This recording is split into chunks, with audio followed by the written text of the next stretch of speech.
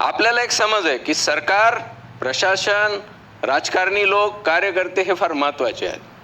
मी तुम्हाला ब्लंटली सांगू शकतो की आपण लोक महत्त्वाचे नाहीत. मी गेल्या 1 वर्षात अनेक शेतकऱ्यांशी आणि शेतमजुरांशीच माझा संपर्क आहे. एकदाही सरकारची धोरणं, शासन, प्रशासन, मीडिया याच्यावर चर्चा होत नाही. लोकांचे विषय पूर्ण वेगळे आहेत. आपण जो तथाकथित इंटेलेक्च्युअल क्लास आहे हा पूर्ण कट ऑफ झालेला आहे त्यांच्यापासून, कारण आपण काम केलेलं नाही. मला माहित नव्हतं की सोयाबीन कापताना त्याच्या शेंगाची टोकं लागून हाताला जखमा होतात म्हणून.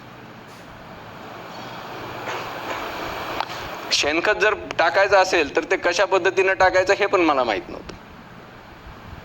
मी काही मेकॅनायझेशन करायचे प्रयत्न केले, मेकॅनायझेशन अयशस्वी झाले. लेबरचा प्रचंड प्रॉब्लेम आहे. मी लेबर क्लासच्या विरोधात नाही, पण अनफॉर्च्युनेटली आपल्याकडचं डॉक्टर आणि पेशंट यांचे इंटरेस्ट कॉन्ट्राडिक्टरी झालेले आहेत.